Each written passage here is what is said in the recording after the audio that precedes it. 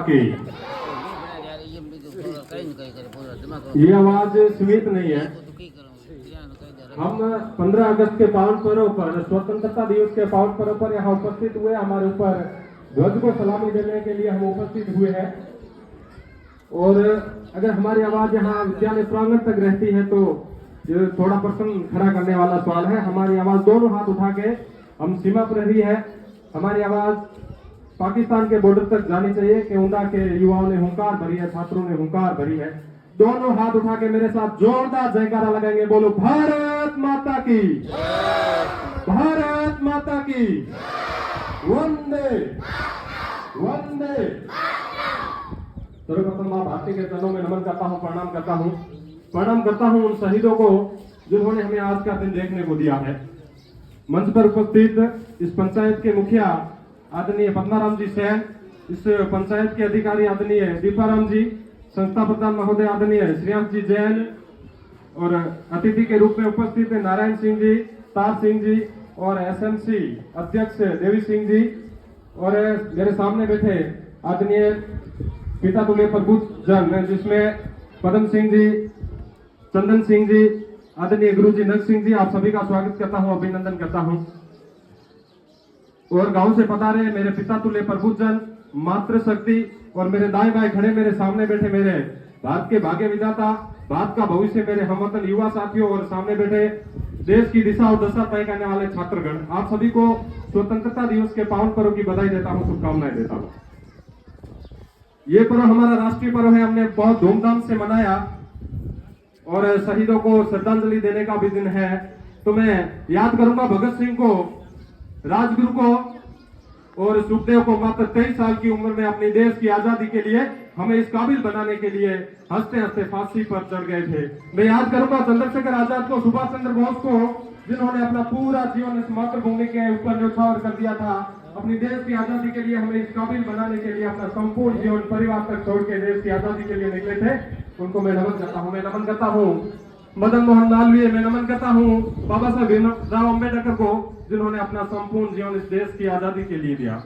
ऐसे कई हजारों, कई सैकड़ों हजारों महापुरुष है, शहीद है, जिनकी बदौलत हमें ये आज का दिन देखने को मिला है। और इस उन्होंने अपना काम किया। उन्होंने, जब एक ऐसी स्थिति थी, 800 साल हमारा देश गुलाम रहा, मुगलों ने अत्याचार किए, अंग्रेजों ने किए, उस समय ये आजादी का सपना देखना एक कल्पना लगती थी, इसके बारे में सोचना एक कल्पना लगता था, लेकिन उन्होंने भी उसको साकार कर दिया है। तो हमारे सामने स्वतंत्र भारत है। इसको सुदृढ़ बनाने का काम आप लोगों का है, आप छात्रों का है, हम लोगों का है। इसको मजबूती प्रदान करने का काम हमारा है।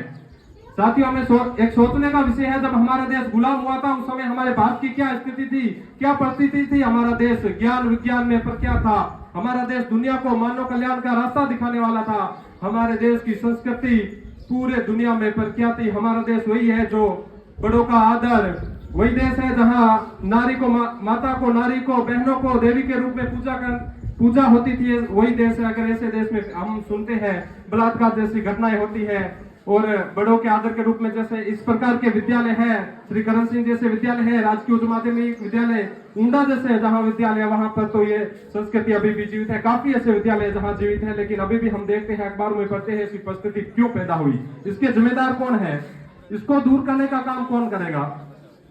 हमारा जैसा देश था उसको वापस वही पुनर्निर्माण करने का काम आपका और हमारा है। हम किसी भी क्षेत्र में काम करेंगे, लेकिन इस बात को हमेशा ध्यान रखना है कि जब मातृभूमि की शान की बात आएगी, मातृभूमि के आन आबरू की बात आएगी, तो सबसे अग्रिम पंक्ति में खड़े मिलेंगे वो मेरे गांव के, मेरे ऊंडा के जो सामने छात्र बैठे, मेरे सामने जो युवा बैठे हैं, उनसे मैं अपेक्षा करता हूं। मैं उन सभी शहीदों को नमन करता हूं, प्रणाम करता हूं। मैं जो अभी इंडियन आर्मी में है, अपनी सेवाएं दे रहे हैं, उनको नमन करता हूं, प्रणाम करता हूं। आप सोचिए, हम अगर इसको अगर हल्के में लेंगे, क्या उनकी ही जिम्मेदारी है जो आर्मी में है, क्या जो शहीद हुए उनकी ही जिम्मेदारी है। क्या बीती होगी उस बहन पे जो कहते हैं भाई रक्षाबंधन आ रही है, इस बार रक्षाबंधन पे आना होगा, हर बार आप छुट्टी का बहाना बनाते हो, लेकिन रक्षाबंधन तो नहीं आती है, उससे पहले उसके भाई की लाश अगर उसके सामने रख दी जाती है, क्या बीती है उस बहन पे, उससे जाके मिलो उस पिता से जो कहते थे कि मेरा बेटा आर्मी में लग चुका है, मेरे कंधों का भार हल्का हो चुका है, लेकिन वो कहते हैं आपको दीपावली पे आना होगा। दीपावली तो नहीं आती है, लेकिन दीपावली से पहले उसके बेटे की लाश उसके सामने रख दी जाती है। क्या बीती होगी, उस पिता से जाके मिलिए उस माता से जो कहती है, जो घर घर जाके अपने बेटे के किस्से सुनाती है, मेरा बेटा देश की सेवा कर रहा है। जब उनको एक दिन बात नहीं होती है तो वो उनकी आंखें तरस जाती है। वो बोलती है उन्हें कि कल तुमने फोन नहीं किया, इस बार आपको होली दीपावली पे आना होगा। अगर होली दीपावली नहीं आती, उससे पहले उस शहीद की उसके सामने लाश नहीं रख जाती है, क्या बीती होगी। मिलिए उस पत्नी से जो कहती है इस बार करवा चौथ पे आपको आना होगा। अगर इस बार नहीं आए तो कोई बहाना नहीं चलेगा, करवा चौथ तो नहीं आती है, उससे पहले उसके पति की उसके सामने लाश रख दी जाती है। तो ये उनकी ही जिम्मेदारी नहीं है, हमारी भी जिम्मेदारी है। ऐसा नहीं है कि हम सेना में जाके कर सकते हैं, हम नहीं जा सके, आने वाले छात्रगण जाएंगे, सामने बैठे मेरे युवा साथी जाएंगे। अगर नहीं जा सके फिर भी हम अपने देश के अंदर रह के अपने देश की सेवा कर सकते हैं। मैं बात करूंगा शिक्षा पर। अलग अलग युग चला है, हर युग के अंदर योद्धा हुए। पहले रामायण काल की बात करूं, उस समय जो धनुष का ज्ञाता होता था वो योद्धा होता था। वो उस धनुष के माध्यम से अपने देश की, अपने परिवार की रक्षा करता था, सम्मान करता था। उसके बाद में युग चला, हमने राजा महाराजाओं के बारे में सुना है, तलवार का युग आया। उस समय भी योद्धा हुए थे जो तलवार को भली भांति चलाना जानते थे। वो उस तलवार के माध्यम से अपनी राजभूमि की, अपने गांव की, अपने परिवार की रक्षा करता था, सम्मान करता था। अभी भी योद्धा होते हैं मित्रों। अब वो युग है, वो है कलम का युग।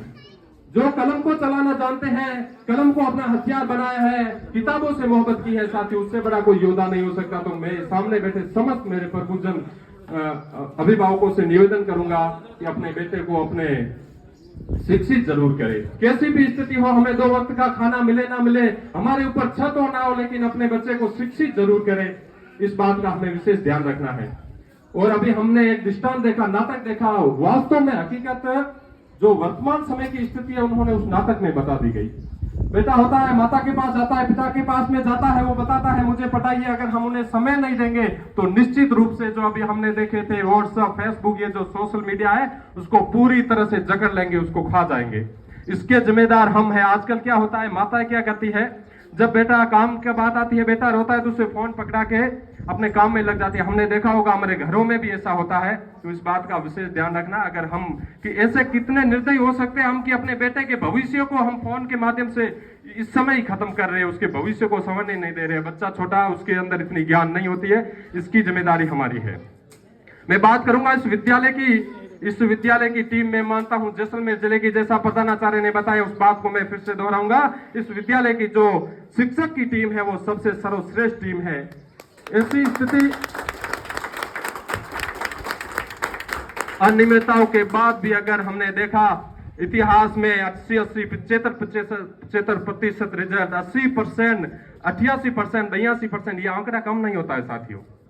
100 में से 82, 88 नंबर लाना कोई कम नहीं होता है। इसके लिए इतना बड़ा सिलेबस होता है, उसको पूरी तरह से जब पढ़ेंगे। ये मैं धन्यवाद देता हूं कि हमारा सौभाग्य, हमारे गांव में ऐसी टीम मिली है हमें। मैं बात करूंगा श्री करण सिंह आदर्श विद्यालय की, पूरी तरह से समर्पित है। नवोदय हमारे पूरे जिले के अंदर 80 सीट होती है नवोदय में, जिसके अंदर उसमें परचम लहराते हुए एक बच्चे का सिलेक्शन करवाया है। मित्रों मैं जानता हूं अगर किसी गांव के अंदर किसी के अंदर RS IAS लेवल का तैयार करो और एक नवोदय में चयन कराओ, बराबर है। लेकिन इनकी मेहनत को मैं सलाम करता हूं।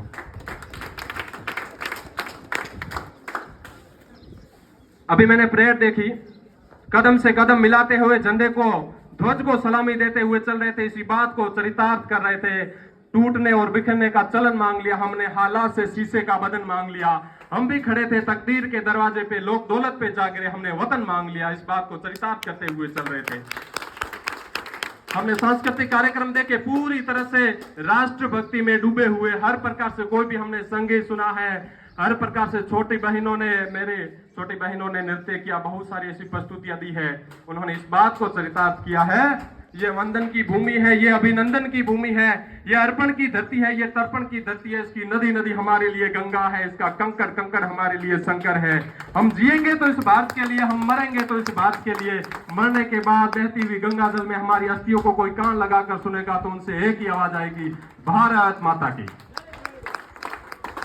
साथियों, इस जिम्मेदारी को निर्वहन करते हुए मैं पुनः आपसे निवेदन करूंगा, अपने बच्चों को शिक्षित करें और जो शिक्षकगण हैं इनके कंधे से कंधा मिलाकर इनका साथ दें, हर प्रकार की गतिविधि में यहाँ शामिल हो। मैं शहीदों के लिए 2 लाइन कह के अपनी बात को खत्म करूंगा।